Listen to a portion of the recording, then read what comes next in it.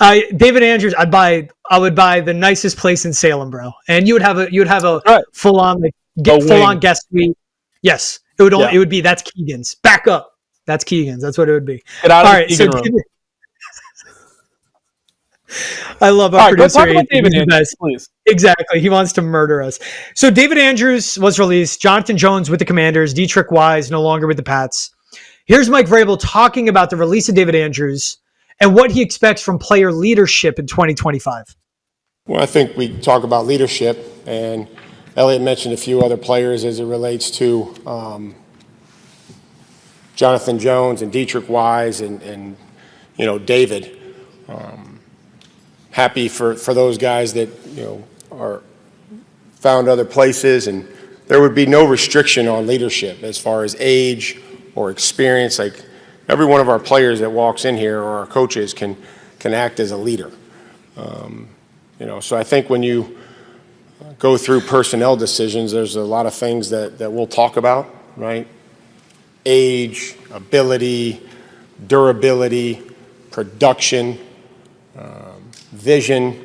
And so I would say that, anytime we talk about personnel decisions, that those are going to be some of the things that Ellie and I will talk about.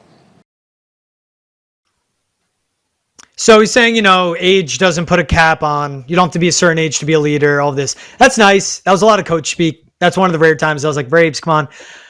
The leadership without it, we'll talk about Morgan Moses in a little bit. Like, that's going to be the guy in the offensive line room.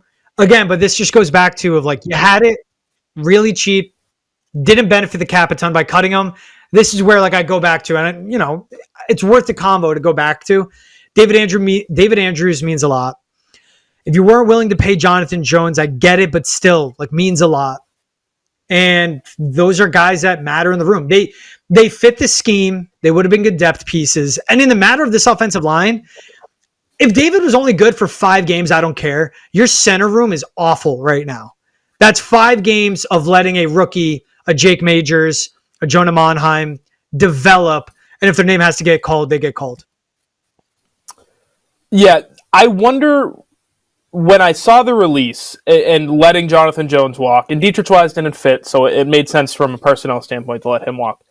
I wonder if this was just kind of one final way of let's clear house and let's get rid of the guys who have been here, because there comes a certain point where it's beneficial to have guys who have won, right? And they've been through the multiple systems. They've played for Belichick. They played for Mayo. And now they're playing for Vrabel. You hit a point where maybe that's not so beneficial.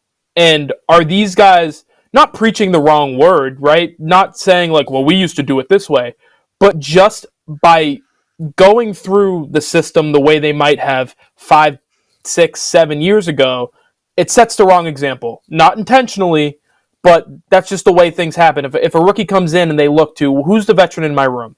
And it's Jonathan Jones or it's David Andrews. There's no doubt they're going to set the right example, but it might not be the exact way that this current iteration of the coaching staff and the front office want them to set it. So there was a thought in the back of my mind that maybe that was it. Maybe it was just, let's finally cut ties and let's reset, like we all said we were going to do last year, right? In New England, Gerard Mayo, he was going to build a new culture and he was going to set things up the right way and they were going to have open communication. And he preached and preached and preached, but they never actually put it into use. And I wonder if this was just Vrabel, his way of saying, we're not going to talk about it, we're going to be about it. And by getting rid of the guys who have been here before and they've done it a different way, it might be beneficial for the younger guys and just for the betterment of the team. Yeah, could be. I agree with that. Could have been handled a lot better, though. I think you and I agree on that all the way. Absolutely. Yeah, I think they handled it piss poor. Terribly. And that's also Juwan Bentley's still on the roster. If they cut him pre-June 1st, they say 4.6. Jelani Tavai, if he's no longer with the team after June 1st, they save 1.9. And I'm sure that's going to come around and we're going to maybe see that happen as more guys become available throughout free agency as well. David Andrews, 10 years with the team, 9 seasons played. Of course, he lost 2019 in blood clots. Started 14-plus games from 2016 to 2023. 2-time Super Bowl champion. Tom Brady loved him, as did every guy. Like David Andrews, one of the most liked guys, I think, ever to walk in that locker room. Dietrich Wise, Jonathan Jones, Why 7 seasons, 110 games, one-time Super Bowl champion, was a 4th-round pick. Jonathan Jones, undrafted free agent, 5'9", 185, like undersized, sub 440 though. And hey, man, if you could run fast, Bill Belichick would take you. 132 games ended up playing, 57 PBUs, 2-time Super Bowl champion, all-time good human being too. I'd say that about all 3 of them. I'll never forget. Army, go. Good. I was just gonna say, in the locker room, if you talk to anybody and you said, name, some of your favorite teammates, some of the best dudes, those 3 guys, their names would come up without a doubt in my mind. And right now the listeners are like, guys, we don't care about who you like talking to. Just no one cares. We want to win. Yeah. I know, I get it. I'll never forget Army-Navy game. I went to check out College Game Day. And as I'm walking through, it's just Dietrich Wise by himself walking through the parking lot of Gillette. And I'm like, that's pretty much Dietrich Wise there. All right, so about the guys that'll take over. Yeah, he is. Really good dude. Another time I went up to him, hey, Dietrich, you got some time? He just put his hand out. He goes, Dietrich, nice to meet you. What's your name? I'm like, sure. Good mannerisms. I'm George. Here's Carlton Davis talking about, and this is what you want, though, guys in the locker room that were around people like Tom Brady. Here's Carlton Davis talking about Tom Brady. Man, Tom was a great guy. I was just telling somebody earlier today that I learned so much from him, and I didn't even have too many conversations with him, but just how he carried himself, how he went about the game. He impacted us on the field and off the field in Tampa, just from not just how serious he took practice and how focused he was, but also how diligent he was in his recovery, everything he did to continue to be the same guy every day, taking care of his body. And he would give us little tips on what to do, and just how to be a professional and how to be successful in this league and in this game. So I'm always thankful for having to share a locker room with him and having to win games and win a championship with him. I learned so much, and I'm just grateful for the opportunity. Carlton Davis talking about Tom Brady from his time when he was with the Tampa Bay Buccaneers. That's cool to hear. I mean, Carlton Davis is going to come in, set the tone, is an ultra competitor on the outside. And that's what matters too. Like to your point, Keegan, like, all right, cool. You've won championship games. We need big culture guys who have been around leaders. Like Carlton Davis picked up stuff from Tom Brady. He'll pass that down to a Christian Gonzalez and the other guys that'll be in this DB room. Yeah, winner, right? Carlton Davis has won everywhere he's been. It's only been 2 spots, but Tampa Bay, he helped instill that defensive identity that they had. There was a reason Tom Brady chose to go to Tampa, and it was because they had weapons and they had a really good young talent on the defense, and he was a part of that. And then when they went to Detroit, obviously, he was kind of a missing piece. They drafted a couple young guys, and while they were trying to get them implemented into the system, Carlton Davis could walk right in. He could be your CB1. He could be your CB2. He could move and he could play in the slot. So this is a guy who has shown the ability to step into a place and change the culture and also change what you're able to do on the field. Some news, too, just coming down. Tom Pelissero reporting the Vikings are releasing their center, Garrett Bradbury. I mean, he's been a starter since he got there in 2019, so that's someone to keep track of all his time with the Vikings. 6'3", 300 pounds.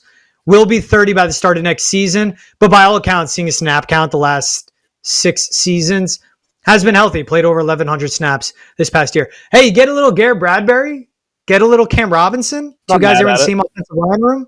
Wouldn't hate it. Yeah. Leighton Robinson, left guard, maybe Cole Strange. Minnesota went out there and they upgraded their offensive line, but it's not because they had a bad offensive line. It wasn't a disaster like it's been in New England. They need all the help they can get in front of a guy who we have no idea whether or not he's going to be good at the next level. JJ McCarthy is their quarterback, so they're going to put the best possible offensive line out there in front of him. They did a great job upgrading. They traded away Ed Ingram, who is a disaster. I would say he was the weak link on that offensive line, but Garrett Bradbury is not a bad player. He's been solid throughout his entire career, so I definitely wouldn't mind. You grab a guy like that, it kind of slides everybody else into the right spot. Solid is all I want. And if Garrett Bradbury's healthy, physical checks out, by all we know, by the time this episode's up, Garrett Bradbury will be a Patriot. You heard it here first why he should fit on the Pats. A guy to talk about that is just solid, a vet. I loved his whole presser. Here's Morgan Moses talking about being that mentor and passing it down to the younger guys in the offensive line room. It's been part of my DNA, man. I had great vets when I came into the league as Trent Williams and guys like that. And, one thing he always told me as a player coming up through this league, man, make sure you pass it down. And that's been a part of me. Obviously I had, last year I had Olu, who was a first round draft pick, young guy, and he played multiple positions for us last year. So being able to take him and obviously just not take him and show him the way, because obviously there's certain things that he's done in college that I didn't get to do because the game has evolved so much. You wind up learning yourself, and that's the thing is like when you're competing, whether it's in any facet of life, when you get able to teach somebody and show them things and you're able to learn in that room, it makes everybody better because that guy behind you is getting better every day. So you can't be a complacent player and be that same person. You got to show up every day and make yourself better. So when you have that mentality for a room, especially for our offensive line, because we operate as one, 5 equals 1. We never leave the field. Those are the two positions, quarterback and offensive line. We never leave the field. We're always on the field. We can't raise our hand and say, hey, coach, we need a water break. So it's very important for us to be able to work together, not even on the field, but off the field as well, getting to know each other, dinners and things like that, because I truly believe, if you don't know your brothers off the field, how can you go to battle with them on the field?